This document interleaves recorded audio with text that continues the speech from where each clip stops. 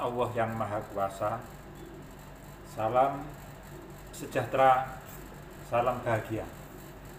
Yang kami hormati kepada yang terhormat, yang mulia Ketua Mahkamah Konstitusi Republik Indonesia yang ada di Jakarta bersama dengan jajaran.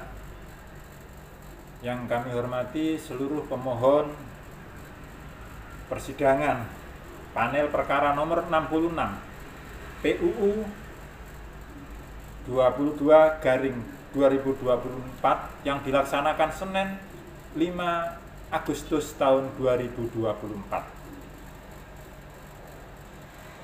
Dalam rangkaian sidang tentang perbaikan permohonan pengujian material Undang-Undang Nomor 9 Tahun 2010 tentang keprotokolan. Kami sebagai perwakilan rakyat Indonesia yang ada di wilayah Jawa Timur berharap apa yang diperjuangkan oleh pemohon kami yang merupakan bagian dari saudara kami sebangsa setanah air Indonesia kiranya turut untuk dipertimbangkan dan dikabulkan. Di dalam setiap bulan Agustus, tanggal 17 Agustus, selalu umumnya disampaikan kemerdekaan Republik Indonesia. Dengan segala hormat kepada yang mulia, supaya 17 Agustus sebagai frase kalimat yang benar, mohon untuk dikembalikan bahwa 17 Agustus adalah kemerdekaan bangsa Indonesia. Kami berkeyakinan bahwa bangsa Indonesia yang dijajah ratusan tahun, selama 434 tahun, itu merasa ingin merdeka. Tetapi sekiranya setelah tanggal 17 Agustus 1945 saat disampaikan proklamasi oleh Bapak Insinyur Soekarno dan Bung Hatta, di situ sudah mengandung sebuah pemahaman bahwa atas nama bangsa Indonesia yang merdeka. Tetapi setelah disampaikan di dalam sebuah rangkaian peringatan-peringatan, frase 17 Agustus dirubah menjadi kemerdekaan Republik Indonesia. Dan itu menurut kami perlu untuk dikembalikan pada kebenaran yang nantinya akan bisa menuju ke arah kebahagiaan hidup kami, seluruh rakyat dan bangsa Indonesia. Dengan kembalinya frase kemerdekaan bangsa Indonesia, kita semua berkeyakinan apa yang menjadi permasalahan, menjadi hal-hal yang belum semestinya kita terima, yaitu adanya hal yang kurang baik, tidak mengenakan di Indonesia ini, akan mendapatkan pertolongan dan berkat rahmat Allah yang Maha Kuasa. Untuk itulah kiranya yang mulia berkenan mengabulkan supaya permohonan dari para pemohon untuk menyampaikan suara bahwa frase 17 Agustus adalah kemerdekaan bangsa Indonesia, mohon berkenan untuk dikabulkan. Mohon maaf kiranya bila kami sebagai rakyat biasa ada yang lalai. Assalamualaikum warahmatullahi wabarakatuh. Salam cinta tanah air.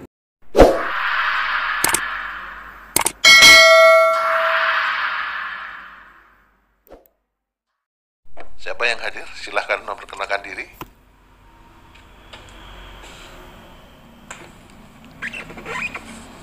Baik. Assalamualaikum warahmatullahi wabarakatuh. Waalaikumsalam. Selamat siang, salam sejahtera untuk kita semua. Mohon izin yang mulia, kami yang hadir dari pihak pemohon, dari pihak prinsipal ada Insinyur Pranoto MM. Yeah. Kemudian pemohon 2 Bapak Dr. Andes Dwi Agung. Yeah. Kemudian dari kuasa hukum ada saya Heru Sugiono. Kemudian ada Teguh Hartono. Kemudian Saudara Agus Awalus Soim. Kemudian ada rekan Tommy. Dan juga rekan kami yang hadir melalui Zoom, rekan Amudra. Demikian yang mulia, terima kasih. Yang Zoom juga bisa mendengar suara dari sini ya. Mendengar yang mulia. Oke, baik. Kita mulai. Ini adalah sidang yang kedua, sidang perbaikan permohonan. Ya, kita juga sudah membaca dan mempelajari lagi. Tapi agenda sidang yang kedua ini adalah sidang perbaikan permohonan. Secara tertulis sudah disampaikan di kepanitraan pada tanggal 3 Agustus 2024 pukul 8.43. Jadi tidak perlu dibacakan seluruhnya, cukup dibacakan pokok-pokok yang diubah saja, yang diperbaiki. Kemudian nanti di petitumnya silahkan dibaca seluruhan. Silahkan, siapa yang akan menyampaikan?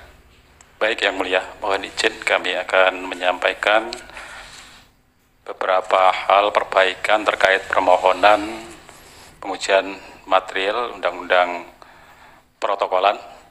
Sebagaimana sidang yang lalu ada beberapa masukan yang sudah disampaikan Yang Mulia dan sudah kami tuangkan di dalam permohonan perbaikan.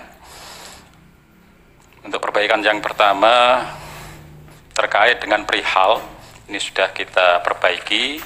Perihalnya adalah permohonan pengujian material frasa kemerdekaan Republik Indonesia dalam pasal 16 huruf A, pasal 18 dan pasal 20 Undang-Undang Republik Indonesia nomor 9 tahun 2010 tentang keprotokolan. Lembaran Negara Republik Indonesia tahun 2010 nomor 125, tambahan Lembaga Negara Republik Indonesia nomor 5166 terhadap pasal 28C ayat 1 dan pasal 31 ayat 3 Undang-Undang Dasar Negara Republik Indonesia tahun 1945.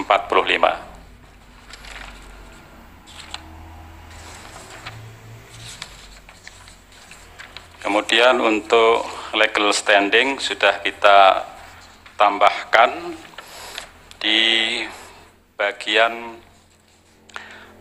pemohon 1 yang berprofesi sebagai dosen dan pemerhati sejarah Indonesia, memiliki kepedulian terhadap kesejarahan di Indonesia, sehingga sudah menjadi kewajiban serta tugasnya untuk melestarikan dan memperkenalkan sejarah Indonesia sesuai dengan data dan fakta yang sebenarnya dalam rangka mencerdaskan kehidupan bangsa kepada generasi penerus bangsa pada bangku sekolah, kuliah, serta kepada masyarakat umum.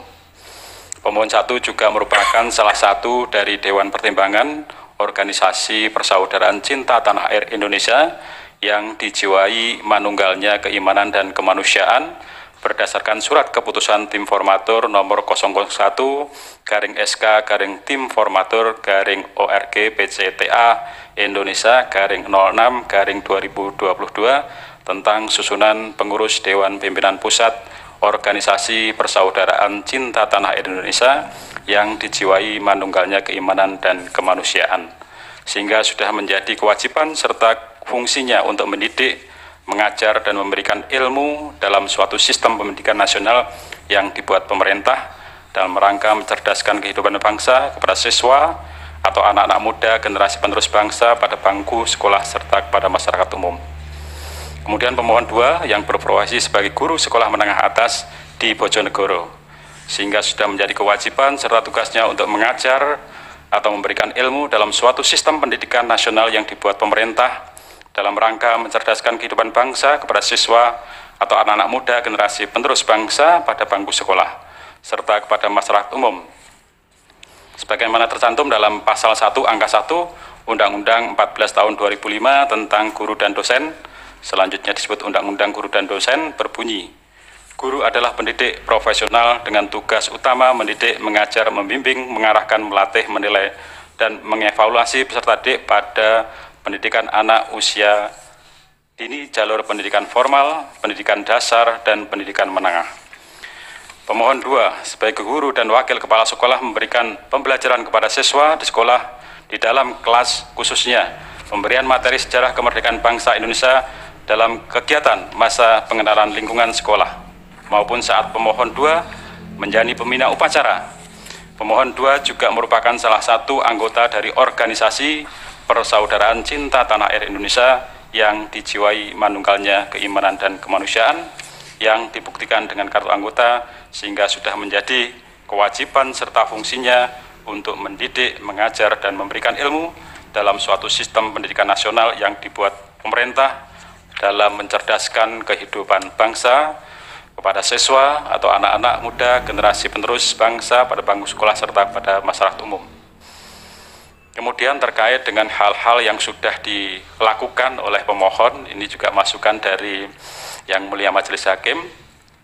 Kita sampaikan di poin C bahwa sebelumnya para pemohon telah turut serta bersama organisasi Persaudaraan Cinta Tanah Air Indonesia yang dijiwai manunggalnya keimanan dan kemanusiaan pada saat penandatanganan petisi kemerdekaan bangsa Indonesia pada tanggal 18 Agustus 2016 pada acara Tasyakuran ke-71 Kemerdekaan Bangsa Indonesia dan Berdirinya Negara Kesatuan Republik Indonesia di Pesantren Majmal Bahrain Sidikiyah pada tanggal 18 Agustus 2016 dibacakan oleh Joko Herwanto Esos selaku Ketua DPW Organisasi Sidikiyah Jawa Timur.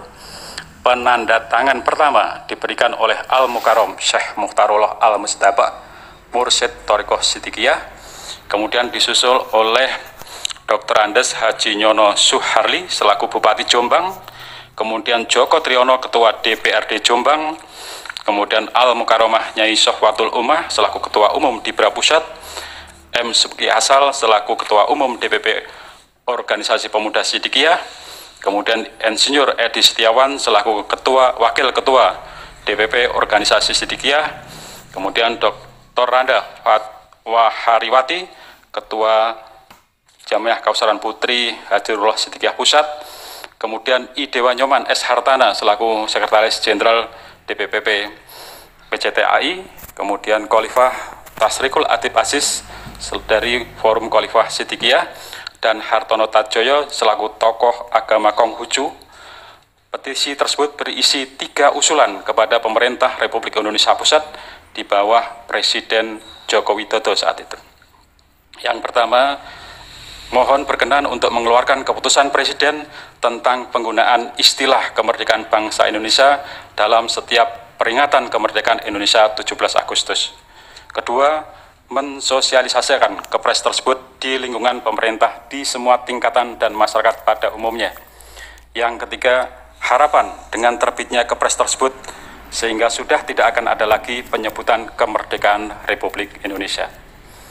Yang kedua, bahwa para pemohon telah ikut serta dalam organisasi Persaudaraan Cinta Tanah Air Indonesia yang dijiwai manunggalnya keimanan dan kemanusiaan melakukan kunjungan pustaka dan dialog kebangsaan 17 Agustus 1945 adalah kemerdekaan bangsa Indonesia dan 18 Agustus 1945 adalah hari lahirnya Negara Kesatuan Republik Indonesia bersama dengan pimpinan Majelis Permusyawaratan Rakyat Republik Indonesia di ruang presentasi perpustakaan MPR RI pada hari Kamis 12 Juli 2018 serta telah menyampaikan surat rekomendasi yang intinya memohon 1.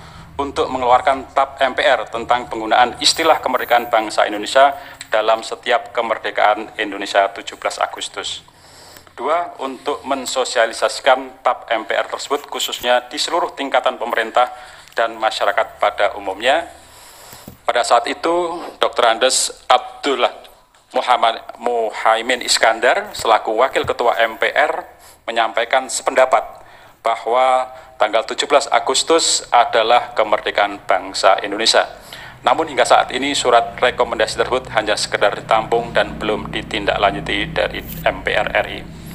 Ketiga, bahwa para pemohon juga telah ikut serta dalam organisasi Persaudaraan Cinta Tanah Air Indonesia yang dijiwai manunggalnya keimanan dan kemanusiaan mengadakan seminar kebangsaan dengan tema Kembali ke Jati Diri Bangsa Indonesia Perajut Perdamaian Nusantara di Wisma Perdamaian Provinsi Jawa Tengah pada hari Minggu 7 Juli 2019 dan menghasilkan rekomendasi yang pada intinya memohon untuk mengembalikan frasa kemerdekaan Republik Indonesia menjadi kemerdekaan bangsa Indonesia sesuai dengan teks proklamasi dan pembukaan Undang-Undang Dasar 1945.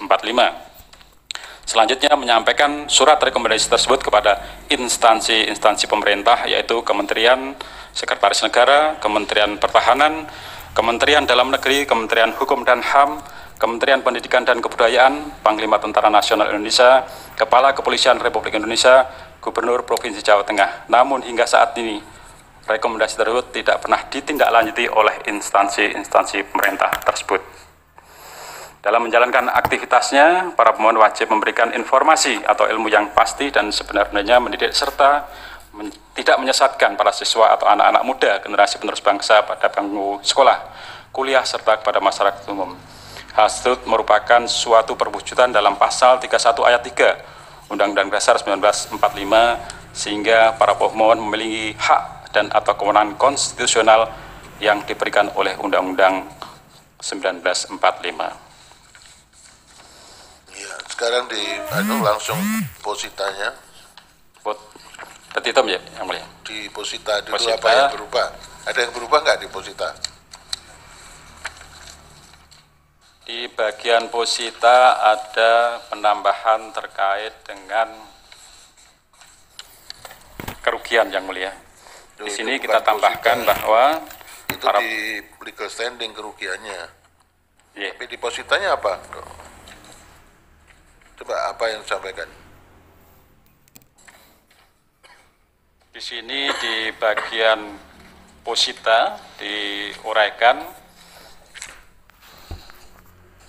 bahwa berdirinya negara Indonesia diawali dengan dari persiapan kemerdekaan, proses kemerdekaan, dan pasca kemerdekaan sebagai berikut. Yang pertama, tanggal 17 Agustus 45 telah terjadi peristiwa sejarah, yaitu proklamasi kemerdekaan bangsa Indonesia. Kedua, sidang pertama Panitia Persiapan Kemerdekaan Indonesia pada tanggal 18 Agustus 1945 yang menghasilkan pengesahan Undang-Undang Dasar 1945, pembentukan Komite Nasional dan pemilihan Presiden serta Wakil Presiden. Pada teks naskah proklamasi disebutkan bahwa kami bangsa Indonesia dengan ini menyatakan kemerdekaan Indonesia. Hal-hal yang mengenai pemindahan kekuasaan dan lain-lain diselenggarakan dengan cara seksama dan dalam tempo yang sesingkat-singkatnya. Atas nama bangsa Indonesia Soekarno-Hatta. Dalam teks proklamasi, kemerdekaan tersebut selalu menyebutkan dengan kata bangsa dan bukan republik. Kemudian dalam pembukaan Undang-Undang Dasar 1945 disebutkan, kemudian daripada itu untuk membentuk suatu pemerintah negara Indonesia yang melindungi segenap bangsa Indonesia dan seluruh tumpah darah Indonesia dan untuk memajukan kesejahteraan umum, mencerdaskan kehidupan bangsa dan ikut melaksanakan ketertiban dunia yang berdasarkan kemerdekaan, perdamaian abadi dan keadilan sosial, maka disusunlah kemerdekaan kebangsaan Indonesia itu dalam suatu Undang-Undang Dasar Negara Republik Indonesia yang terbentuk dalam suatu susunan negara Republik Indonesia yang berkedaulatan rakyat dengan berdasarkan dan seterusnya. Hal ini menunjukkan para pendiri bangsa terdahulu selalu menggunakan atau menyebutkan dengan kata bangsa untuk mereferensikan sebuah kemerdekaan Indonesia. Ya, sekarang petitumnya, silakan baca seluruhnya. Baik, di bagian petitumnya, monggo Pak Teguh Hartono, silakan. Halaman 30 ya. Izin melanjutkan yang mulia. Petitum berdasarkan alasan-alasan di atas, para pemohon memohon kepada Mahkamah Konstitusi melalui majelis hakim yang memeriksa dan mengadili perkara akuo berkenan untuk menjatuhkan putusan sebagai berikut. Yang pertama, menyatakan menerima dan mengabulkan permohonan para pemohon untuk seluruhnya. Yang kedua, menyatakan frasa kemerdekaan Republik Indonesia dalam pasal 16 huruf A, pasal 18, dan pasal 20 Undang-Undang Republik Indonesia nomor 9 tahun 2010 tentang keprotokolan dalam kurung lembaran negara Republik Indonesia tahun 2010 nomor 125, tambahan lembaran negara Republik Indonesia nomor 5166, bertentangan dengan Undang-Undang Dasar Negara Republik Indonesia tahun 1945 dan tidak mempunyai kekuatan hukum mengikat secara bersyarat sepanjang tidak dimaknai Hari Proklamasi Kemerdekaan Bangsa Indonesia tanggal 17 Agustus 1945. Sehingga norma pasal 16 huruf A Undang-Undang Republik Indonesia Nomor 9 Tahun 2010 tentang keprotokolan dalam kurung Lembaran Negara Republik Indonesia tahun 2010 nomor 125, tambahan Lembaran Negara Republik Indonesia nomor 5166, selengkapnya berbunyi upacara bendera hanya dapat dilaksanakan untuk acara kenegaraan atau acara resmi. A. Hari ulang tahun proklamasi kemerdekaan bangsa Indonesia. Sehingga norma pasal 18 Undang-Undang Republik Indonesia Nomor 9 Tahun 2010 tentang keprotokolan dalam kurung Lembaran Negara Republik Indonesia tahun 2010 nomor 125, tambahan Lembaran Negara Republik Indonesia nomor 5166 selengkapnya berbunyi tata urutan upacara bendera sebagaimana dimaksud dalam pasal 17 huruf A meliputi tata urutan upacara bendera dalam rangka peringatan Hari Ulang Tahun Proklamasi Kemerdekaan Bangsa Indonesia dan tata urutan pasal 18 Undang-Undang Republik Indonesia Nomor 9 Tahun 2010 tentang keprotokolan dalam kurung Lembaran Negara Republik Indonesia tahun 2010 nomor 125, tambahan Lembaran Negara Republik Indonesia nomor 5166, selengkapnya berbunyi tata urutan upacara bendera sebagaimana dimaksud dalam pasal 17 huruf A meliputi tata urutan upacara bendera dalam rangka peringatan Hari Ulang Tahun Proklamasi Kemerdekaan Bangsa Indonesia dan tata urutan upacara bendera dalam upacara bendera sebagaimana dimaksud dalam pasal 16 huruf B sampai dengan huruf E. Sehingga norma pasal 20 Undang-Undang Republik Indonesia Nomor 9 Tahun 2010 tentang keprotokolan dalam kurung Lembaran Negara Republik Indonesia tahun 2010 nomor 125, tambahan Lembaran Negara Republik Indonesia nomor 5166 selengkapnya berbunyi tata urutan upacara bendera dalam rangka peringatan Hari Ulang Tahun Proklamasi Kemerdekaan Bangsa Indonesia sebagaimana dimaksud dalam pasal 18 sekurang-kurangnya meliputi dan seterusnya. Ketiga, memerintahkan pemuatan putusan ini dalam berita acara Berita Negara Republik Indonesia sebagaimana mestinya, atau bila mana yang mulia Majelis Hakim Mahkamah Konstitusi berpendapat lain, mohon putusan yang seadil-adilnya. Ex aequo et bono. Demikian yang mulia. Baik, terima kasih. Terima kasih. Dari yang mulia. Cukup. Ya. Ini dari kita berdua sudah cukup, bertiga sudah cukup, tapi perlu saya sampaikan. Di dalam petitum coba diperhatikan. Berdasarkan alasan-alasan di atas, para pemohon memohon kepada Mahkamah Konstitusi, CQ Majelis Hakim yang memeriksa. Ini sebetulnya nggak perlu yang CQ-nya, karena yang memutus dan memeriksa perkara ini tidak hanya kita bertiga, tapi 9 orang hakim Mahkamah Konstitusi. Ya. Jadi keputusan di Mahkamah Konstitusi itu diambil berdasarkan putusan dari 9 orang hakim. Jadi kita hanya bertiga ditugaskan untuk menerima permohonan dan kemudian memberikan nasihat, perbaikan. Setelah ini nanti kita akan laporkan pada rapat putusan hakim. Jadi dihadiri oleh 9 orang dan diputus oleh 9 orang itu. Ya. Baik. Jadi sebetulnya tidak perlu ditambahkan frasa CQ Majelis Hakim yang memeriksa, semua memeriksa sudah. Ya. Baik, saudara mengajukan bukti P1 sampai dengan P6, betul? Betul yang mulia. Sudah lengkap dan sudah diverifikasi dan divalidasi, disahkan P1 sampai dengan P6. Ada lagi yang akan disampaikan? Cukup? Ada yang mulia dari pemohon 1 akan menyampaikan. Silakan, 1-2 menit saja. Assalamualaikum yang mulia. Waalaikumsalam. Terima kasih atas izin yang disampaikan. Pertama-tama kami selaku pemohon memohon maaf atas keawaman dan kekurangpahaman kami dalam menjalani proses permohonan uji materi ini. Oleh sebab itu kami memohon kepada bantuan kepada para kuasa hukum yang tentunya jauh lebih paham untuk membantu mewujudkan apa yang kami cita-citakan. Ya. Kami telah mendengar yang kami anggap keliru, yaitu kalimat kemerdekaan Republik Indonesia sudah sejak lama, sejak akhir tahun 70-an dari seorang kiai, Bapak Kiai Muhammad Mukhtar Mukti, pengasuh pesantren. Ya, itu sudah disampaikan di dalam permohonan kan? Betul, ya, Pak. tidak Juga, perlu diulang-ulang, kita akan nanti sampaikan Baik. ke 9 orang hakim. Terima kasih, Pak. Ya. Yang mulia, kami untuk itu sebenarnya di dalam untuk mengapa kami mengajukan ke Mahkamah Konstitusi, kami telah melakukan berbagai upaya sebelumnya seperti yang dicatat di dalam permohonan itu. Ya. Namun sejauh ini kami melihat bahwa belum ada tindak lanjut dari para pejabat, politisi maupun wakil rakyat yang kami temui.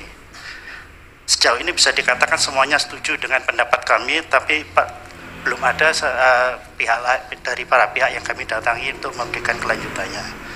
Tentunya kami berharap yang mulia bahwa mereka yang kami anggap lebih memiliki kewenangan dan kelayakan pengetahuan dibandingkan kami sudi untuk melakukan apa yang kami sebut koreksi ini. Namun setelah sekian tahun kami belum pernah kabar bahwa ada di antara mereka yang tergerak untuk melakukan upaya kelurusan sejarah ini.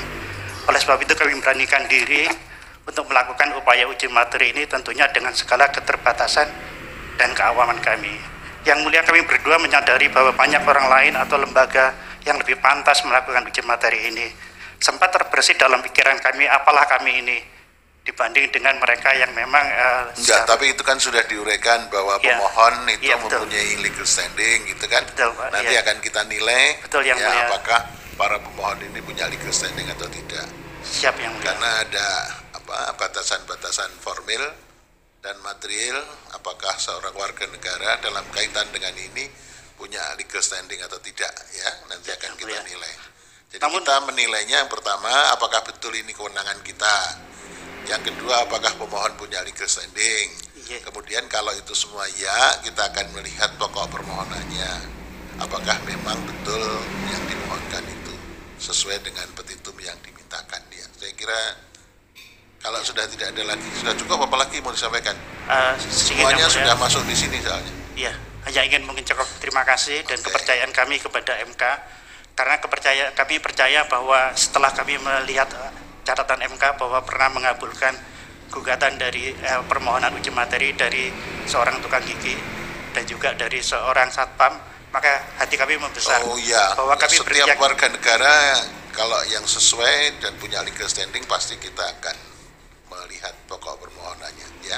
Iya, terima kasih yang mulia. Jadi kami berkeyakinan bahwa besar hati kami bahwa ini adalah tempat yang tepat. Baik. Itu saja yang mulia. Ya. Terima kasih. Terima kasih ya. Cukup ya?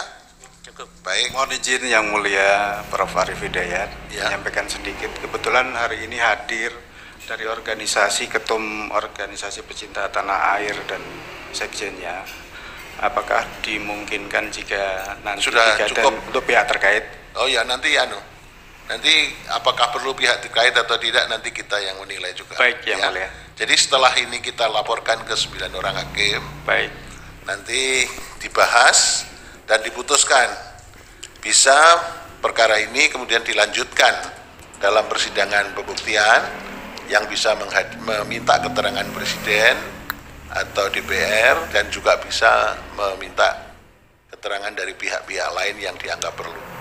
Bisa juga kemungkinan yang kedua, kalau ini sudah jelas maka mahkamah tanpa melalui persidangan pembuktian sudah bisa memutus dikabulkan atau tidak dikabulkan, gitu ya. Baik, terima kasih yang mulia Prof. Arif Hidayat. Baik, cukup ya? Cukup. Baik, terima kasih atas permohonannya dan perbaikan permohonan sudah kita terima. Nanti kita sampaikan laporan ini, kita bertiga akan menyampaikan ke rapat putusan hakim.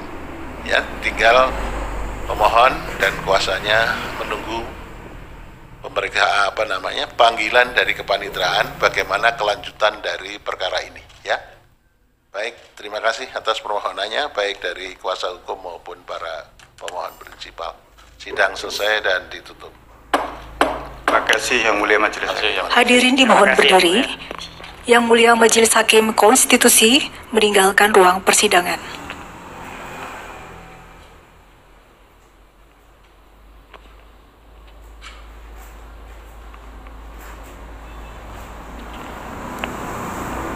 Hadirin disilakan.